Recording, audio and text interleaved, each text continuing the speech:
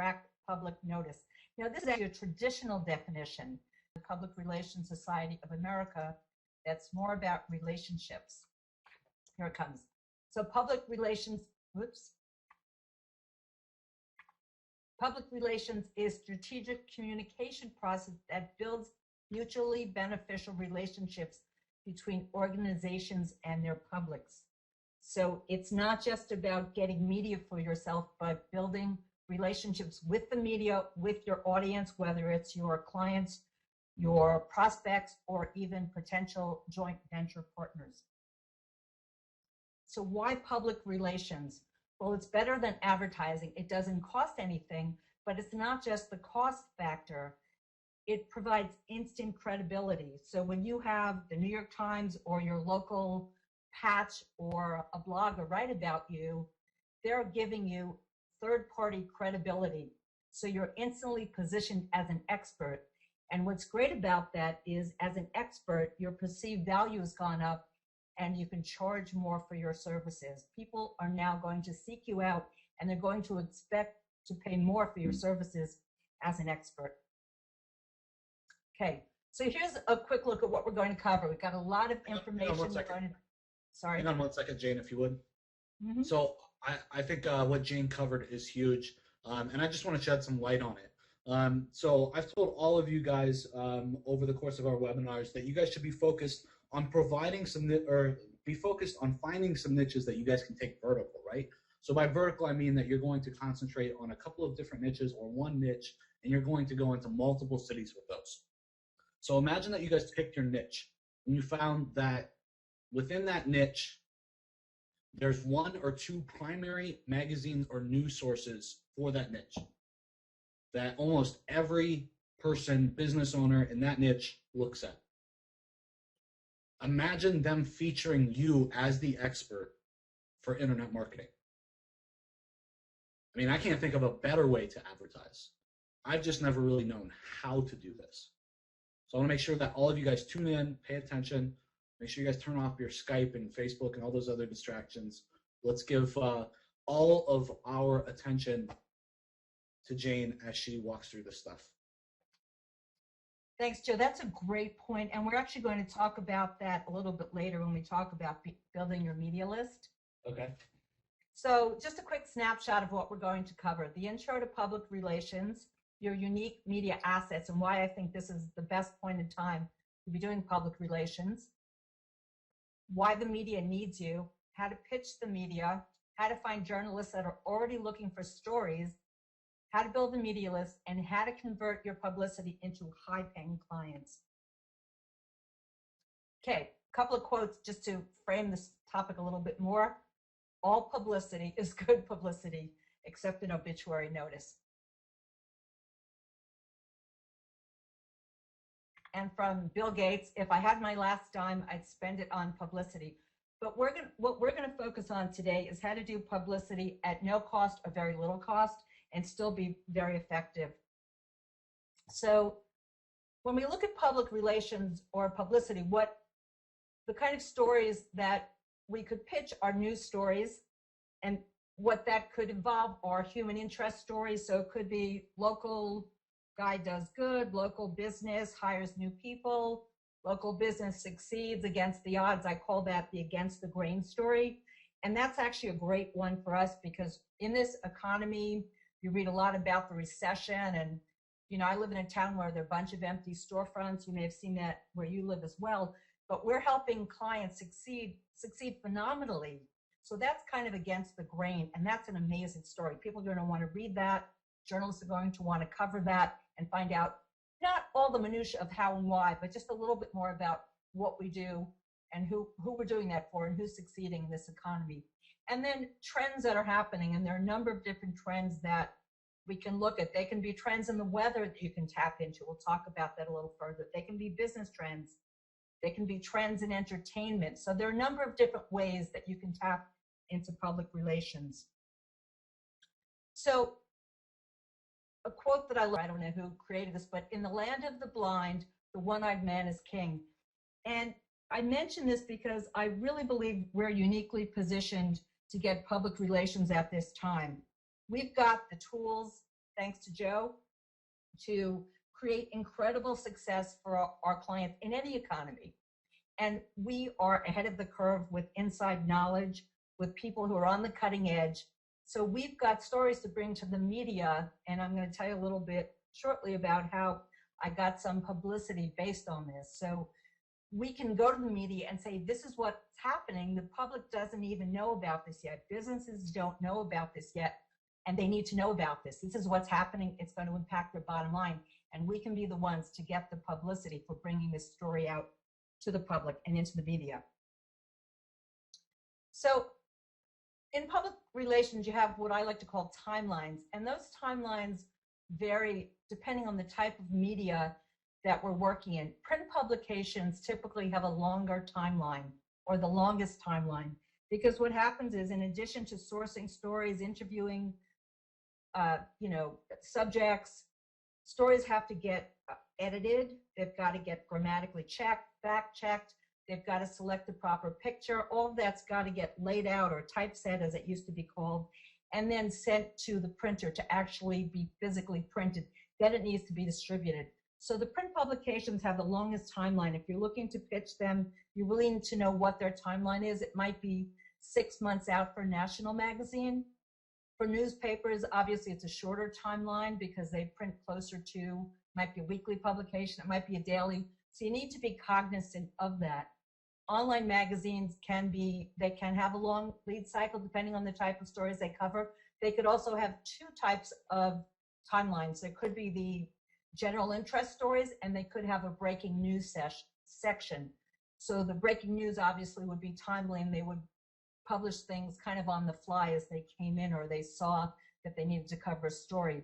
And then with news sites, news sites would probably be mostly breaking news, but they might also feature weekly news or events. So you need to be cognizant of timelines. And something I didn't put on here, but I want to mention, is that many publications you've probably heard of editorial calendars. So they'll set out a year in advance the topics they're going to cover. And typically they post it on their website. If you look at the very bottom in the text links of most websites, they'll have the editorial calendar. Sometimes it's under advertising. And that's where you can find the topics that they're looking to cover. So that's one way to approach a publication. If you see they're looking to do a story on SEO, for instance, in November, you could pitch them on a story about SEO in time for their November deadline, which, depending on the publication, could be in June, it could be in September. So just something to be aware of.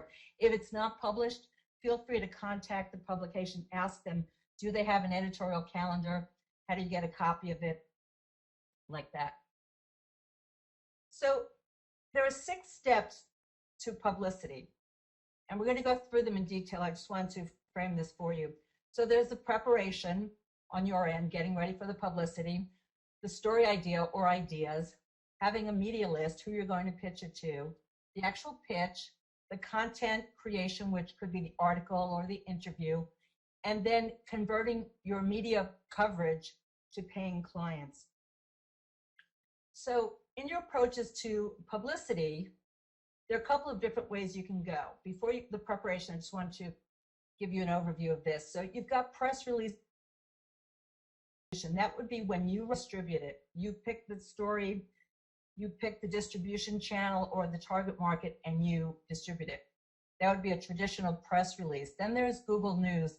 Google News is slightly different than press release sites in that they're more story than press release. A press release is really a particular format meant to put out news about you in particular. With Google News, it really has to be a news item. You can put a link or a quote by you, but Google is not going to accept it if it really is a press release or basically an advertorial or an advertisement for your company. Then the next category is pitching the media. That's where you can come up with a story concept and pitch the media. You can create a targeted list. It could be, as Joe mentioned, the top industry publications in a particular niche that you're working in. It could be your local newspaper or the local patch or hyperlocal blog if you happen to have one. So you create a targeted list and then pitch your story or story ideas to them. And then the media could approach you. It happens sometimes when you get publicity or someone you know knows a journalist, that they hear about you and the work that you're doing, and they approach you and ask to interview you or get a quote from you, which is pretty exciting when that happens. And then the last category is responding to journalist queries. So there are a couple of services that we're going to talk about that aggregate queries from journalists, and you can subscribe to them. Most of them are free, and you can then scan them and see which ones you have the expertise to apply to and apply to them, and you can get quoted in the media through that, which is pretty cool. So preparation. You need a bio that you're going to send out to the media. And this bio should be just a quick snapshot of who you are, what you do, and why you're qualified to write a story for them or be interviewed on a particular topic. You'll also need down the road an author's bio box. If you've submitted articles to one of the e-zine sites, you've probably used that, but publications also have particular formats. They may say only one sentence, or they may want to write it for you, but be prepared to have that. You want to have a nice headshot, and you want to consider having a press or a media page on your website. Journalists will go to that to check you out, to see if you've already had media coverage, to see if you've got all the information they need on the page. If you haven't had media coverage, it's still okay to put one of these pages up, but put some information about you, your bio, your headshot. You can have a synopsis of clients you've worked with or the types of industries you serve, just making it basically, I like to say, a nicely wrapped gift package for journalists.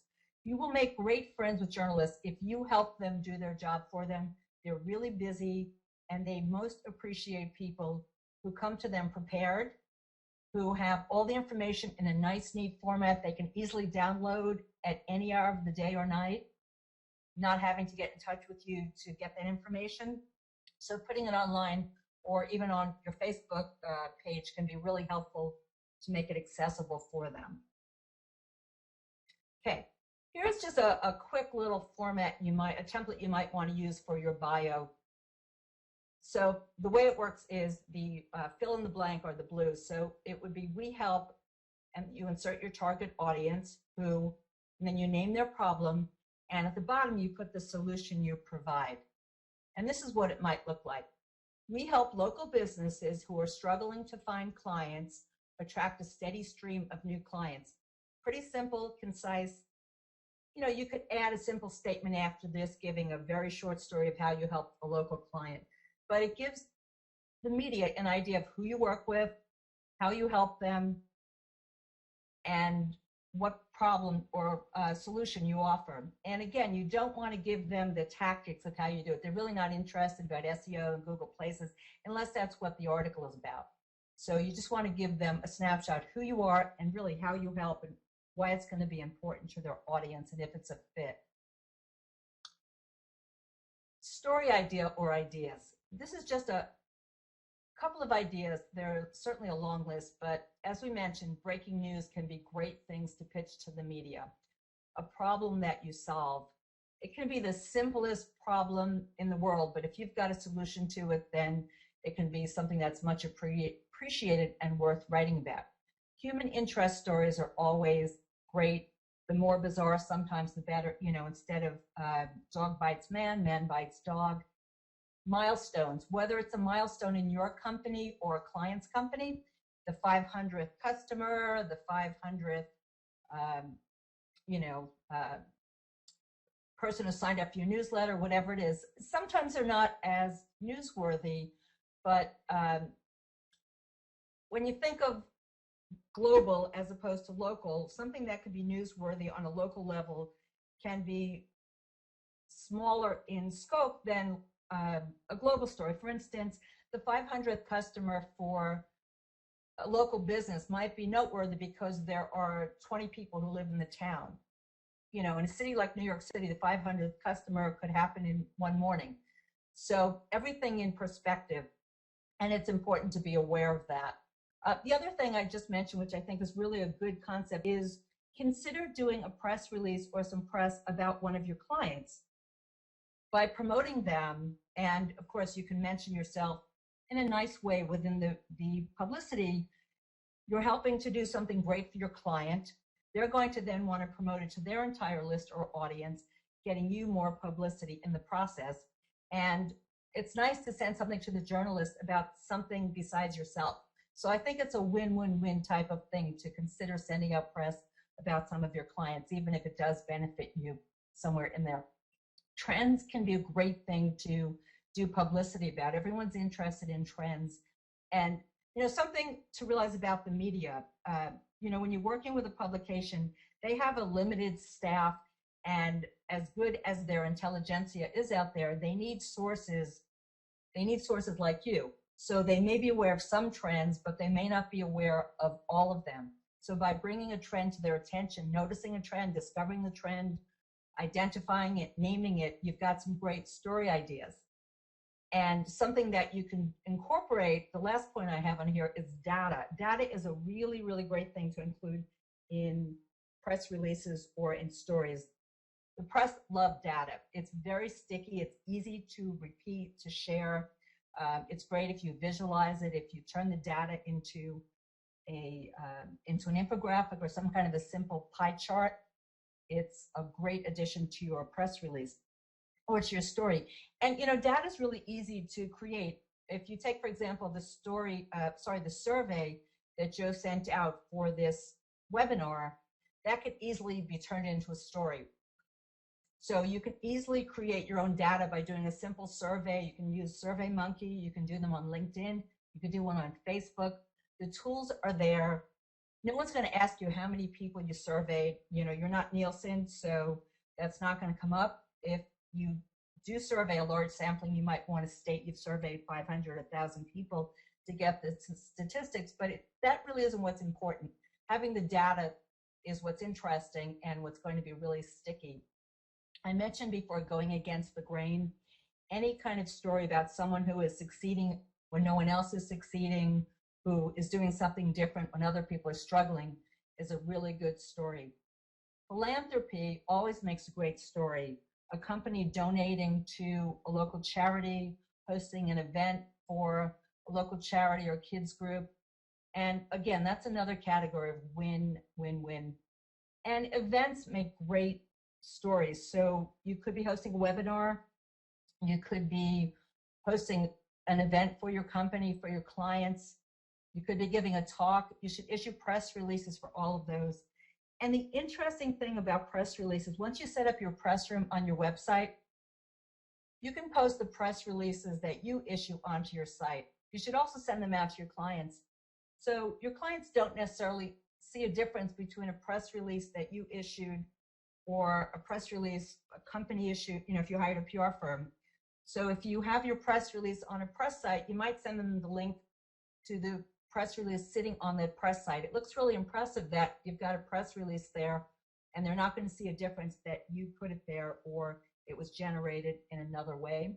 So it's a great thing to share. Don't be bashful about sharing your good news and the press releases that you're issuing with your audience. It's just another way to stay in touch with your prospects and your clients and to make you look like you're an active, dynamic company. And it may jog their memory that you did a great job for them and they had someone to refer to you, and may get them to take action. A couple of other story ideas that are fun are something that I've used for a long time that was just renamed newsjacking by David Meerman Scott. And what that is making a comment or a pitch based on a story that's in the news. So the Olympics could be an example of a story that you pitch. It could be maybe you have a training within your company that you think is Olympic-like. So you can talk about using Olympic strategies to motivate your staff or something like that. So basically, it's hijacking a news story and turning it into a pitch. You can tag on to something about celebrities. If a celebrity got a haircut, for instance, it may sound silly, but if you've got hair salons or spas as clients, it can be a great thing to talk about turning into a trend, into something that your salon is doing around short haircuts, how you help women get over the trauma of cutting their long hair after many years of keeping it long. You can really have fun with it. I think we spoke about what's trending. Those can be great things to tie stories onto, to tie statistics onto. And then my favorite, I think, are holidays. So there are your typical holidays such as Christmas and Valentine's Day and Labor Day, but there's actually a calendar of probably 10,000 different holidays. It's called Chase's Calendar of Events. And there's also a website that lists a number of these kind of obscure fun holidays called, I think it's called Brownie Locks. So you can actually do a pitch to a journalist around maybe Secretary's Day. You've probably heard of some of these. I call them Hallmark holidays, but there's Secretary's Day, there's National Book Lovers Month. So you can issue tips around these type of holidays. So for example, say you are an accountant or you have a client who's an accountant. It could be, National Fitness Month. You could talk about the 5 ways that you can deduct fitness from your tax return, or how a company can put in a fitness program and get a tax break on that. So again, you need a little creativity to work with these holidays, but these are kind of low-hanging fruit. The holidays exist. You'll have a lot less competition than if you were trying to pitch a Valentine's Day or Christmas story. And just like with content, you probably hear a lot about content marketing. Content is king. The media is always in search of stories and things to fill their publications with. They could be fun and wacky. It's a nice break from some of their straight news, but they're looking for these kind of things. So don't be afraid to pick something that may seem a little bit wacky and fun. They might just go for it. Okay, so building your media list. So when it comes to media, there's really any number of properties, but we'll start with newspapers. You've got national, local, international, magazines, both print and online, and as well as trade magazines. You've got blogs, hyperlocal sites such as The Patch, or in my town we have something called BaristaNet, which covers about 5 local towns. You've got radio, whether it's traditional radio, blog talk radio, and then you've got social media. So your media list could have a mix of all of these type of sources that you could be pitching to. You could create a really nice targeted list for yourself. I'm going to give you a couple of tools to help you build that list that you could be pitching to. And it's kind of nice because radio could be an interview with you that's live, that ends up being a podcast or MP3, and your newspaper, magazines, or blogs could be in print, so you can get a nice mix of a way to reach out to your audience or your prospects. So when it comes to doing the pitch, you really want to do your homework. So it's not just a question of finding the right publication. You need to find the right journalist that covers your topic. If you don't know what they cover, go through the publication. You can do a search under a topic or keyword to find out. And if you really can't find it, then reach out to the editor or the editing desk and ask them who covers small business news, who would be the right person to contact. They're there to be helpful, and they're there to source stories. So don't be afraid, but don't do it before you've done your homework. And the other thing, journalists are, I like to say journalists are people, but again, you want to be prepared. When you pitch a journalist, it's great to follow up, but you don't want to say, did you get my pitch? You just want to say, I'm following up on the pitch about XYZ. Let them know what you pitched them and you're following up. But don't say, did you get my pitch? They get 100,000 pitches and they may not remember. So help them out. Tell them who you are, what you pitched, and just see, if they've had a chance to look, if they need more information, and just respect their time. Ask if they have a minute to speak to you. Again, you can create great relationships with journalists, but you have to be respectful of their time and come prepared. And as I spoke about before, know their editorial calendars and timelines. If they're not posted online, go ahead and ask them. They'll appreciate that you're asking and doing your homework. And when you pitch them, be really concise and clear, whether it's in writing or verbally. You want to really just put out your pitch, who you are, and use as few words as possible, but communicate the value that you want to bring. And you really want to spell check it.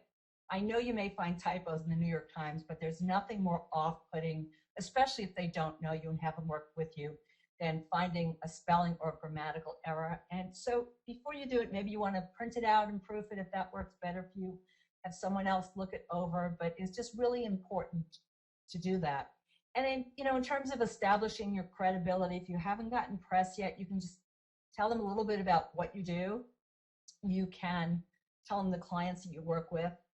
The other no-no that you really don't want to do is say, here, check it out on my website. No journalist is going to go on a fact-finding mission. Put a short, sweet paragraph in your pitch, everything there, and say the expanded version of my bio is on my website. You can have a link to it, but don't expect them to go do that. They're not going to. Content creation. And, really what we're talking about is content creation. It really goes, I should say that content marketing does involve publicity. So you may be hearing some overlap, and there certainly is. So when you're creating your content, whether you've been asked to write an article or do an interview, you really, again, want to use concise language. You want to get in some facts, some quotes. You want to try and speak in sound bites. And, it takes a little bit of practice. If you tend to be a little bit verbose in your speaking, you may want to write yourself some bullet points so you're prepared. And just try and train yourself to answer fairly concisely. Let them ask you to elaborate, but you don't want to go on in a long-winded fashion. It's not that attractive. Sound bites are great because they can be quoted and requoted and shared. So it's something that takes a while to learn, but again, possibly writing out and having some bullet points can help get you to that point. Data, I think I mentioned. Data is a great thing to include. You can certainly find data online in a number of different sources. If you do a Google search for the kind of data you're looking for, or do a search for studies or surveys done on a topic, you should be able to find something good that you can use. If you can't find it, you can go and create that. And again, I mentioned the editing. I can't stress that strongly enough. Doing a good job editing, and there's nothing wrong with either having a friend edit it or hiring someone to edit the piece. Most publications will help you with the editing. That's what they have editors for, but you want to submit as good a piece as possible, especially the first time you work with them. You want to leave a good impression and make it inviting to work with you again the next time. Okay, so converting media to paying clients. So this is the story that I just had published in the New York Enterprise Report. So a quick background, this is a publication that goes out to about 100,000 New York City businesses. Business owners and CEOs make up about 75% of the people who read this publication. It's a really nice print magazine as well as an online publication. I have written for them before, but it's been a couple of years.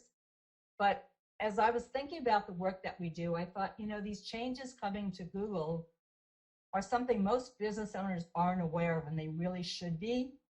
So I sent a note to the editor, who I haven't, again, spoken to in like 3 years, and said, there are these changes coming, and I think it's really important that business owners know about them. I'd love to do a piece on it, and here are 2 other pieces that I'd like to do. I heard back from her immediately, and she said, I'd love you to cover the article on Google Places, and the other was on content marketing, which I also sent her draft on, and I'm not sure if that's actually going to go live. But this piece got fast-tracked to the current issue. So this is a print magazine that actually prints pretty close to when it comes out. This just happened last month. So they then came back to me after I submitted this article and asked me to include one next month on mobile marketing and mobile SEO. Now, I'm not an expert in that, but I didn't hesitate to say yes. I'd be thrilled to write it. And you should think about that as well. In your network, you know enough people to interview to put together a great piece on a topic. So I would never say I'm an expert in something that I'm not, but I felt confident that I could write a piece on mobile and was thrilled to be asked. So I'm in 2 issues back to back of this publication. Enough about me. I just wanted to share that it's pretty easy to do this. So how do you convert this to paying clients? So the reason I copied this for you to see is this is the beginning of a great mailer I'm going to send out to a number of prospects. I'm not sure I'll use the report cover, but I might, and I would probably Photoshop it and put my name with my article byline on it so it stands out. But as you can see, I've got the article here. I would send them with a nice cover letter. Instant credibility, instant expertise. They're going to see that you know exactly what you're doing in this area and be instantly drawn to working with you and to paying a higher price. So You can also post this onto SlideShare. Obviously, you'd want to use some good keyword tags and optimize it so that people could find you, but you can put it on SlideShare, on LinkedIn, you can put it on Facebook, mail it out to all your prospects and clients, don't forget your mom. So you really want to maximize what you have in this report. And then the way that you continue to maximize this is you can then leverage it to get some other publicity. And that's exactly what I did. After this report, this article got accepted, I contacted someone whose e-zine list, I've been a subscriber for a while, someone who works with a number of small to medium-sized businesses in New Jersey. And I know them. I knew they would read my email. I just said, hi, love to catch up with you. Let's do coffee. And by the way, there's something going on I think your clients would want to know about. I just got an article in the New York Enterprise Report on it. Would you like an article? And they said, of course. So I've got an article going into their next newsletter, and possibly I'm going to do a webinar for their target audience with that. So that's the way that you start to leverage this with other publications. Of course, you would add this to the media room on your website and put it any place you could possibly think of posting it. Tools and resources. Okay. So here are some of the tools that I use to both find stories as well as to track stories that I've placed or terms that I'm tracking. So Google Alerts, free service you can set up for any keyword. You should be tracking your own name, your own company name with the Google Alerts. You can set up as many alerts as you like and have them delivered to your inbox daily, weekly, whatever schedule you like. Topsy is similar to Google Alerts, although I think it does a wider search, including Twitter. And then you can use the What's Trending feature on Twitter or on Google to find out, I think Yahoo also has one, What's Trending, and to incorporate that into possible story ideas or themes that you could tie into. So in terms of finding reporters that are looking for sources, you have Harrow, which is Help a Reporter Out. That's Peter Shankman's list. If we have time at the end, I'll tell you a story about that. There's Reporter Connection. SourceBottle is based in Australia, but I believe they have some international queries. Those are the free ones. And then paid services include PropNet and PR Leads. So if you subscribe to these services, you will get an email saying that there are journalists looking for stories on XYZ topics, and you just scan them, see which topics are applicable, and you can send them a pitch. Again, the same rules apply as pitching a journalist on your own. You want to give them a concise bio that establishes credibility, and you can give them a link to your site, but don't expect them to go look things up. So make sure you've got a self-contained email. You might even give them a quick one-sentence quote or response to their query, so they first of all know that you have the expertise, but if they're on a short deadline, they might just take your quote and run with it. So don't be afraid to give them something really good and juicy that demonstrates your expertise. The other thing I just want to say about this is you may want to check the person or journalist that is putting in the query. Some of them are really small publications, and while some people would say no press is press you should turn down, you have to evaluate whether it's worth your time to take the time to write a piece or do an interview. And the last things I wanted to mention under tools and resources right here are Fiverr, Odesk, and Elance. You really can outsource every aspect to your public relations, and some of it can be done really affordably. I've had some nice press releases written on Fiverr, on Odesk, on Elance. I've had people do some research to help put together media lists. I'm not saying you have to do that. You certainly can do all the parts of publicity yourself, but you certainly can also find people to help you with that on a regular basis, as I know we're all time crunched. Hey Jane, do you have an example of all the stuff that you send, the bio and everything else that maybe you could share with people? You know, I do actually. Should I put the link here in the? Yeah, I think that would be awesome. Just so Okay. just so people have a reference point. I mean, because I think it's very easy to do, but obviously the devil's in the details. So I think a good example would definitely be important there. It's a great idea. I'm just trying to type in here.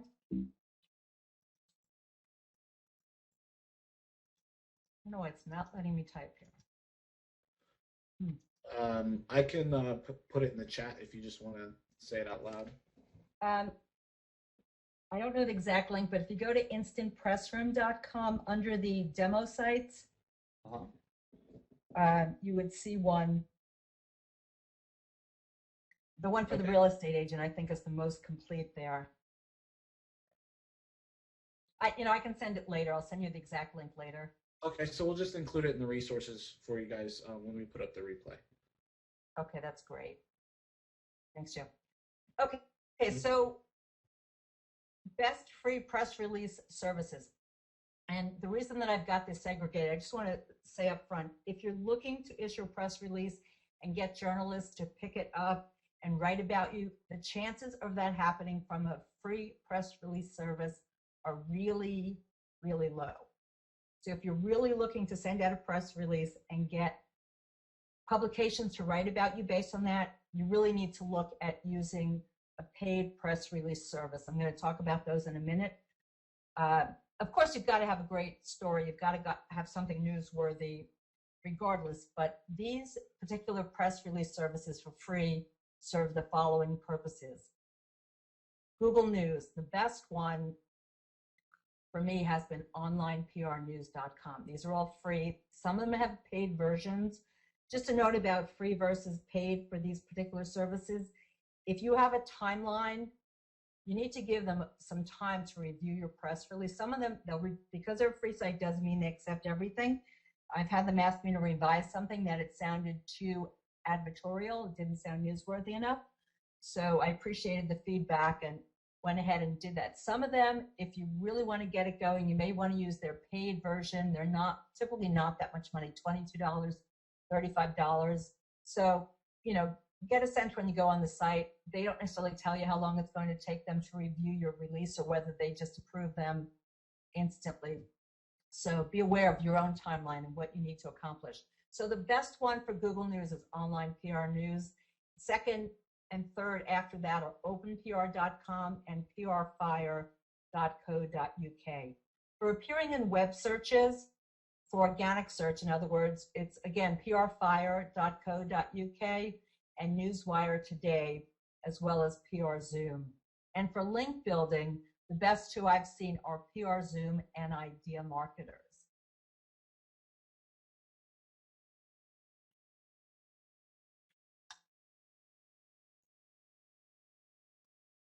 Okay, in terms of paid press release services, there are a number of them out there. PR Newswire e-releases have been really good for me. They can be a little bit pricey. You need to look, they have a number of different options, so you really need to look at the options and see what features you need. Some of them have the ability to target in a fairly granular way. You may be able to target by a particular industry sector. You may be able to target just by state or by a metro area, so maybe you could do just the New York City metro area. So they do have different options. SourceWire is a great one. It's probably the most affordable, but it tends to focus on the United Kingdom. And then you've got PR Web, which has also been a really good paid one.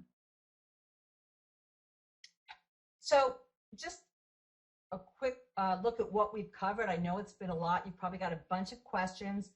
You've had an intro to public relations.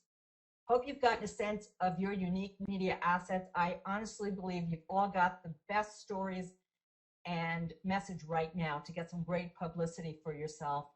There's no question the media needs you right now for content stories and to let them know what trends they should be covering. Hopefully you've got an idea of how to pitch the media, how to find journalists looking for stories, how to build yourself a media list, and how to convert some of the publicity you get into higher paying clients.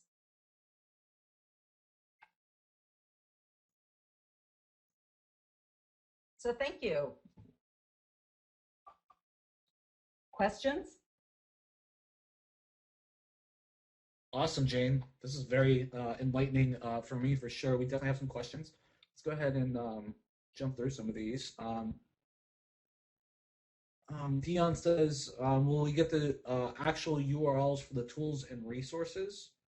Yeah, Jane, if you could just provide those with me or to me, I'll make sure and I include those in the members area for everybody. Absolutely. Not a problem, Dion. Chris Hanna says, would she be able to PDF the article and send it out to those networks too? I'm not sure what he's referring to. Maybe I have to tell you, I am not a fan of sending things out in PDF. Okay. So there are some organizations that won't take attachments. So what I often do is you can ask them actually how they like it if you have that opportunity, but I would enclose it in the body of the email with a link to an online. You can put the PDF online so they can access it via link. Okay, great. Is there a minimum length of a release? Yes, that's a good question. So the standard you want to have on a release is to try and keep it to one page, kind of like a resume. But I don't know the exact number. You probably want to have between absolute minimum 250 words, probably between 250 and 500.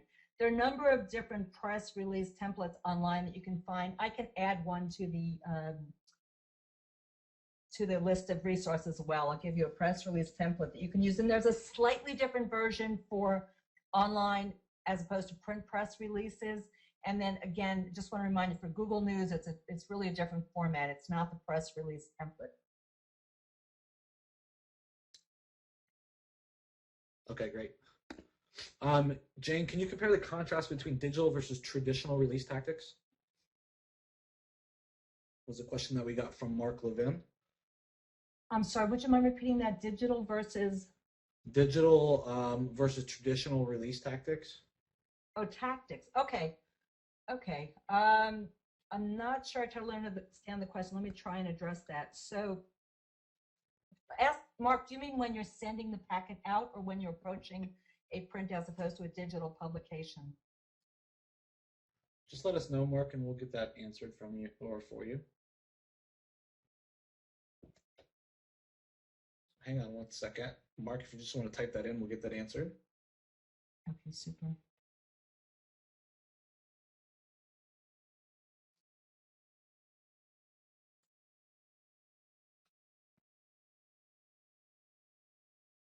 All right. So Mark says digital versus print publishing.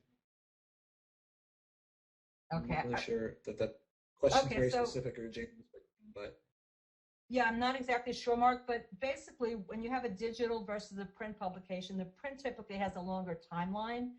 In either event, you really want to try and understand the timeline or the lead time a publication needs to get a story from you, go through the editing process, and get it into either a digital format online or in print, whether it's traditional print or, now we have magazines showing up on our iPads.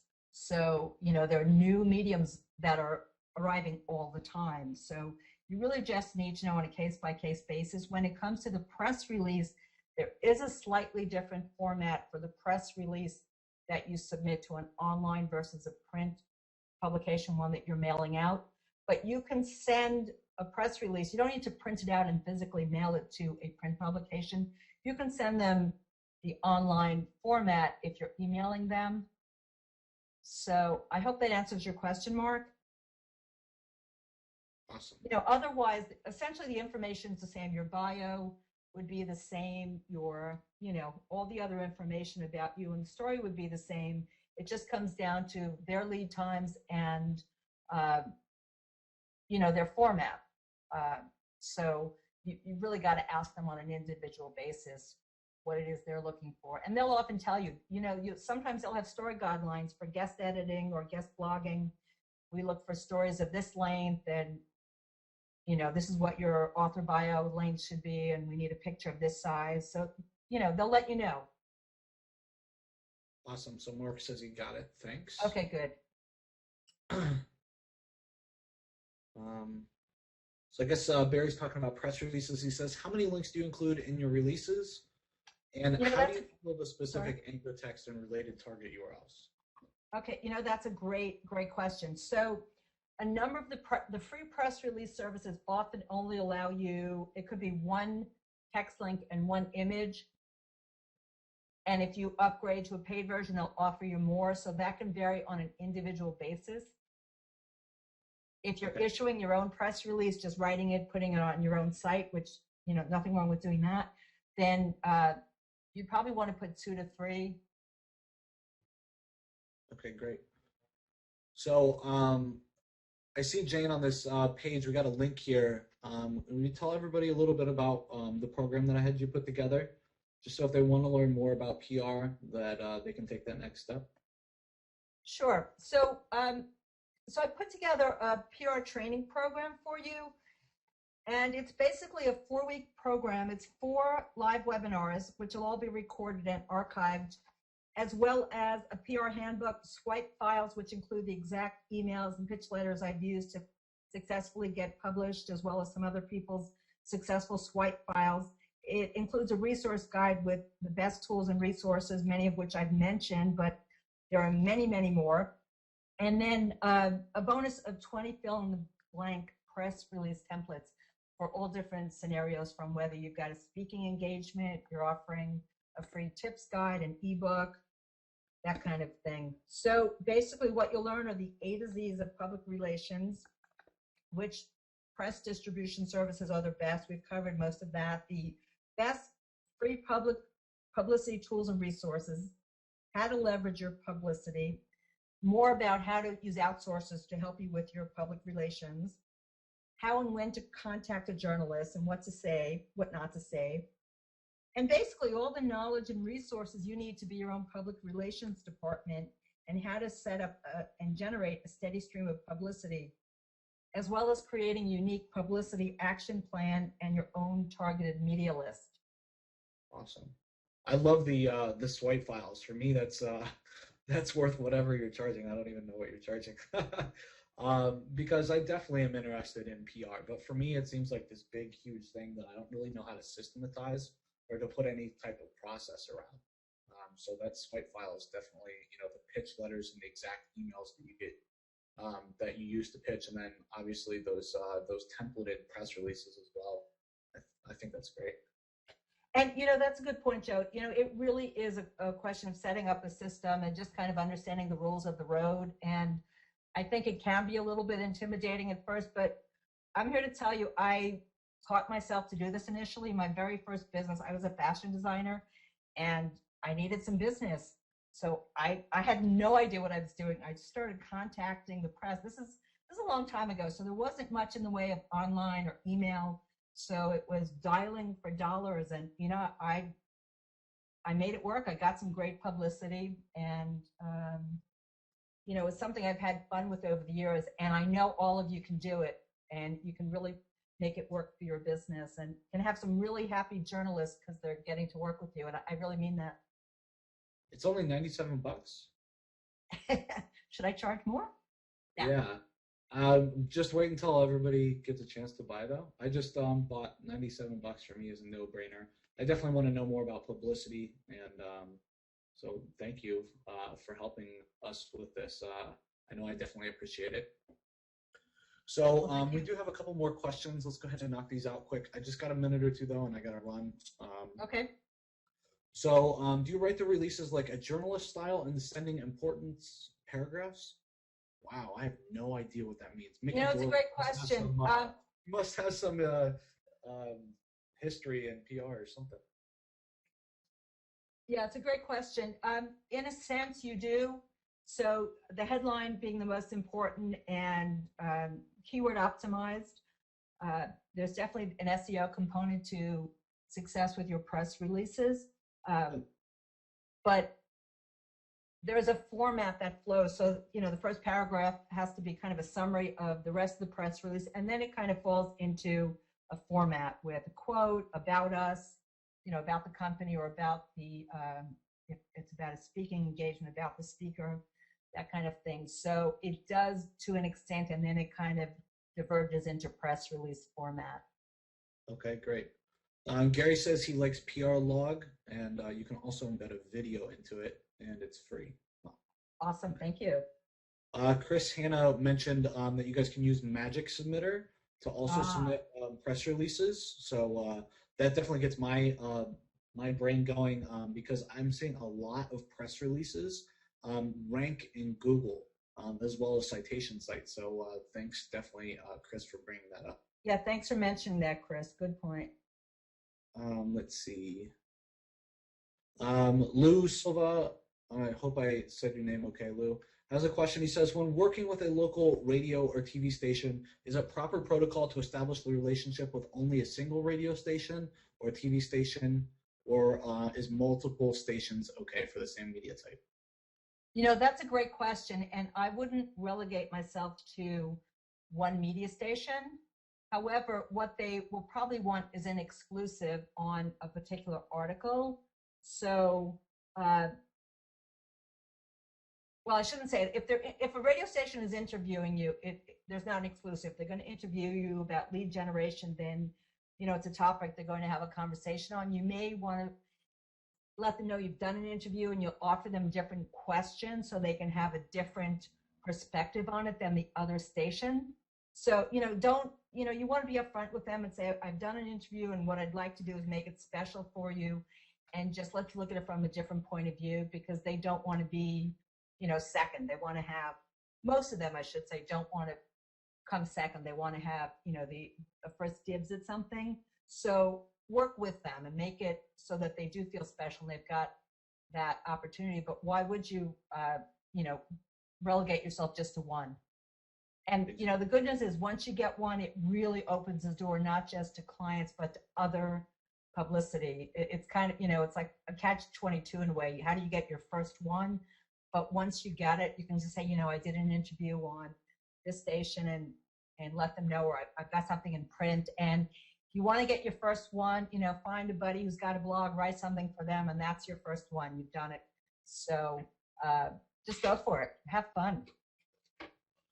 Thank you so much, Jane, for putting this on for us. I really appreciate it. And everybody, if you would, if you guys valued the last hour, please type a question in or type in a comment for Jane. Just say testimonial and tell her what you liked about the last hour because Jane didn't have to do this. And she didn't have to put together this package for you guys. So if you would, just tell her that you guys appreciate it. I want to make sure when we ask Jane to come back that she will. Thanks, Joe. So thanks again, Jane. I really appreciate it. Everybody have an awesome afternoon, and I look forward to catching up with all of you guys very, very soon. And for everybody that's in the mastermind, we are getting started in just a couple of minutes. Have an awesome, awesome afternoon, everybody. Bye.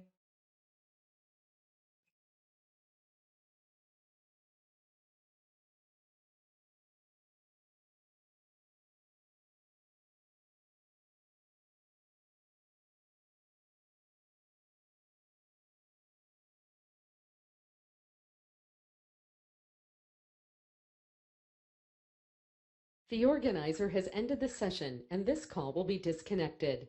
Goodbye.